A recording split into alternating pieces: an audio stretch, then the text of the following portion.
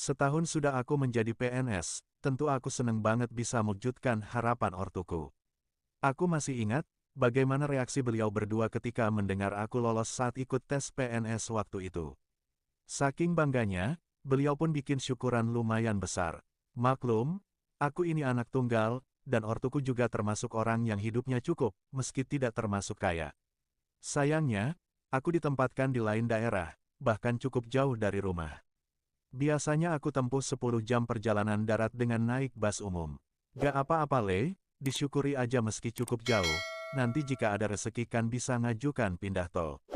Begitu kata bapakku, sehari sebelum aku memulai bekerja, aku sudah berangkat menuju sekolah yang aku tuju. Maksudku, selain lapor diri ke atasan, aku juga harus cari tempat kos untuk tempat tinggal di sana. Dan kini aku sudah sampai. Ternyata, aku diterima dengan senang hati di tempat kerjaku, welcome semua tiap orang yang aku temui, dan suasana yang seperti itulah membuat aku yakin akan kerasan untuk tinggal di lingkungan baruku. Terus Bapak mau ngekos di mana? Tanya Pak Kes setelah aku sempat ngobrol di ruang kerjanya. Belum tahu Pak, rencana setelah ini masih mau cari-cari. Gitu jawabku. Begini Pak, kalau Bapak mau aku saranin, tempati aja mes yang ada di belakang, lumayan kok Pak, daripada kos di luar. Setahun yang lalu juga ditempatin Pak Harmanto bersama keluarganya. Gitu saran Pak Bastomi kepala sekolah. Aku diam sejenak untuk berpikir. Tapi bagaimana soal makannya Pak, kan saya gak begitu pinter masak sendiri. Tanyaku, loh, di samping mes itu kan ada kantin Pak, di situ ditempati Pak penjaga sekolah beserta istrinya, jadi Bapak bisa nego soal masak dan makannya. Begitulah saran Pak Kes waktu itu, yang ternyata orangnya sangat bijak dan tahu akan kesulitanku. Singkatnya, aku pun mengikuti sarannya, dan ditunjukkanlah kepadaku mes yang dimaksud, sekalian beliau yang menegur Pak penjaga tentang makan delku. Dan perjalanan waktu, kini setahun sudah berlalu. Aku sudah merasa kerasan, meski tinggalku hanya di mes sederhana, di belakang sekolah lagi tempatnya. Sebagai guru muda, aku bekerja penuh semangat, rajin, dan selalu membantu para senior saat ada kegiatan. Emang soal tugas semua aku kerjakan dengan profesional.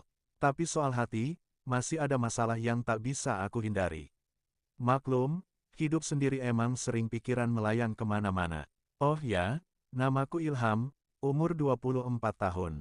Masih lajang, bahkan masih jomblo. Profesiku sebagai guru olahraga pada sebuah SMP. Kata orang, aku cukup tampan, meski kulitku agak kehitaman. Sebagai guru olahraga, aku punya postur yang atletis, dengan perawakan yang meyakinkan. Selepas dinas, biasanya kalau gak membimbing anak-anak ekstra bola voli, aku hanya nyantai di mes. Emang aku lebih suka tinggal di mes daripada keluar ke sana kemari. Dan jika malam tiba, setelah makan malam, biasanya aku langsung cangkruk dan ngobrol bareng Pak penjaga sambil ngopi dan nonton TV. Namanya Pak Lirwanto, usianya sekitar 50 tahun. Konon katanya, beliau sudah kerja di sekolah ini sudah 5 tahun. Meski hanya pegawai honorer, tapi beliau gak pernah ninggalin tugasnya sebagai penjaga malam. Sebagai bentuk rasa terima kasih, sekolah memberikan fasilitas untuk mengelola kantin. Kupikir lumayan juga pemasukannya, minimal bisa buat penghidupan kesehariannya. Sedang istrinya bernama Mbak Ruli. Umurnya sekitar 35 tahun. Menurut cerita teman-teman, keduanya sudah pernah menikah beberapa kali. Pak Lirwanto sudah 2 kali, sedang Mbak Ruli sudah 3 kali ini. Keduanya belum punya anak, dan konon gara-gara gak punya keturunan itu Mbak Ruli sering gagal dalam berumah tangga. Jujur, Mbak Ruli itu emang cantik. Bodinya cukup tinggi dan ramping. Aku yakin, lelaki manapun masih bisa tertarik jika melihat orangnya. Emang orangnya ramah dan gerapyak, bahkan cenderung ada suka goda-godanya. Lirikan matanya, serta gaya bicaranya, kadang bikin grogi dan salah tingkah. Aku sendiri sebagai orang yang kos makan di kantinnya, kadang disalting. Saat menyiapkan makan dan sesudahnya, biasanya beliau bikin gara-gara. Ada aja caranya biar aku fokus kepadanya. Istilahnya dia itu sering cari perhatian gitu. Apa itu cara bicaranya, sikapnya, atau gaya berpakaiannya? Pernah suatu malam, saat aku mau makan, aku sempat dikagetkan olehnya.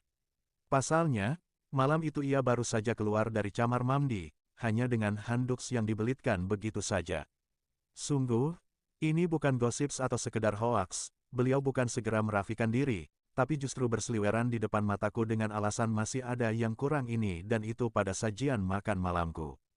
Hadoh, sebagai lelaki bujang aku tak bisa nyembunyikan isi hatiku, bahwa aku emang kagum dengan keberanian itu.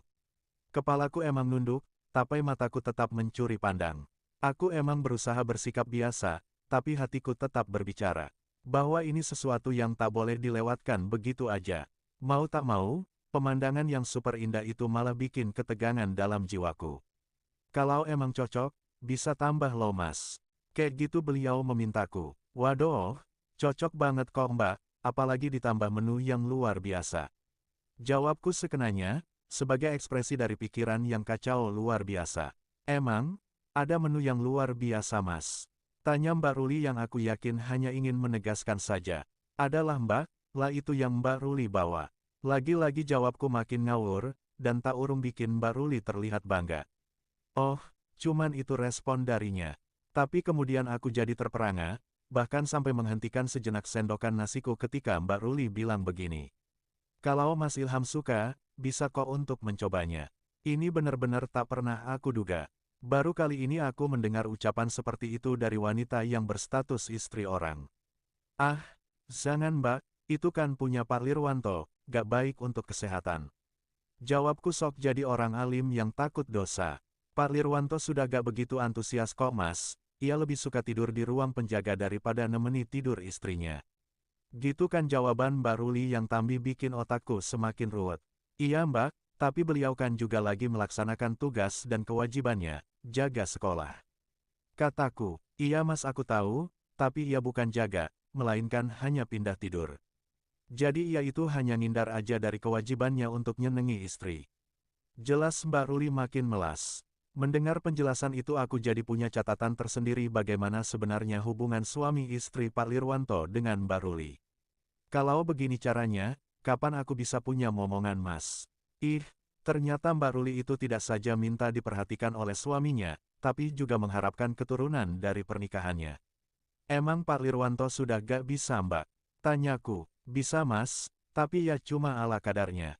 Kan umurku makin bertambah, takutnya aku malah lebih riskan jika punya momongan di usia sudah gak produktif. Kayak gitulah keluh kesah yang aku dengar dari Mbak Ruli malam itu. Sementara itu, makanku masih separuh piring, tapi duduk Mbak Ruli makin begitu dekat.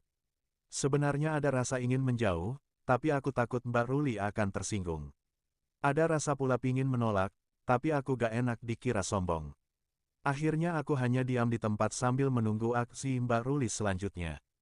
Apa Mas Ilham tega kalau aku yang harus memulai? Kayak gitu kan katanya. Aku emang belum ngasih respon, tapi sejujurnya aku sudah ngemfet. Ada yang tak bisa aku tunda berlama-lama. Maklum, aku emang masih asli. Selain aku malu dan takut, juga karena aku belum paham bagaimana cara memulai. Tapi tiba-tiba instingku bicara, bentar ya mbak, aku lihat dulu di pos jaga, jangan-jangan ada jebakan di balik rencana ini. Kataku tanpa nunggu jawaban dari Mbak Ruli, kemudian aku ngeloyor aja menuju pos jaga yang jaraknya hampir 100 meter dari kantin Mbak Ruli. Dalam hati aku ngomong, masak iya sih aku tega menohoks dari belakang Pak Lirwanto, kalau sampai terjadi apa-apa, resikonya aku bisa diberhentikan. Aku terus saja melangkah menuju pos jaga, dan kutemukan di sana Pak Lirwanto emang tengah pulas-pulasnya tidur. Bahkan sampai ku ketok pintunya beberapa kali pun beliau tak ada respon sama sekali. Dan akhirnya aku kembali lagi ke kantin. Dalam perjalanan kembali itu, aku sudah berubah pikiran.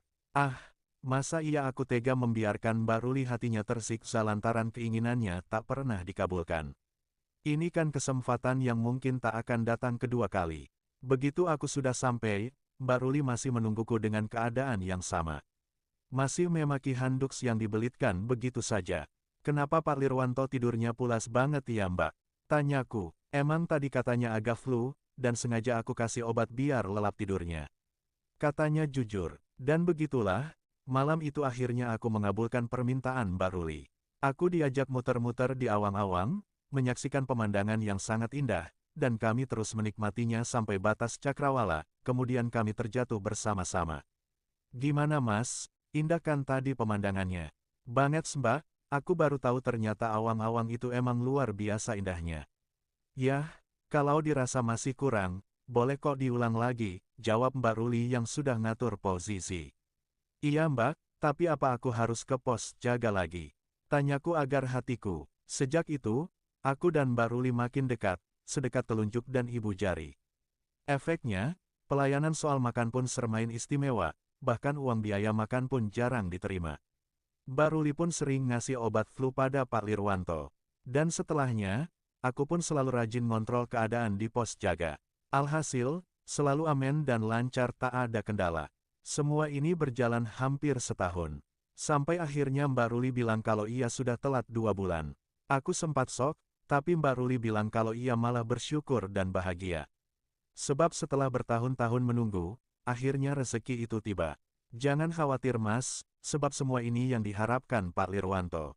Aku sangat berterima kasih, sebab Mas Ilham telah membantuku dari kekeringan dan kehampaan. Ujar Mbak Ruli saat ngantar aku ke terminal, karena hari ini aku akan pulang ke kampung, setelah permohonan mutasiku dikabulkan. Jaga anak kita ya Mbak, semoga kelak kita bisa berjumpa, kataku. Iya Mas, jangan khawatir, aku akan menjaga sebaik-baiknya. Hanya hatiku sedikit kecewa, keluhnya. Kecewa? Emang kenapa kecewa? Seruku dengan ekspresi heran. Iya Mas, aku kecewa karena tak akan ada lagi yang menyiraminya. Oh, itu kan urusan gampang. Barangkali nanti ada waktu dan kesempatan, pastilah aku akan menengok anakku ke sini, begitu janjiku. Iya Mas, semoga Mas Ilham akan baik-baik saja di sana. Demikian sekelumit kisah hidupku, semoga teman-teman bisa menyaring isinya. Buanglah yang tidak pantas, dan ambil sisi positifnya bila dirasa emang ada. Sekian dan terima kasih.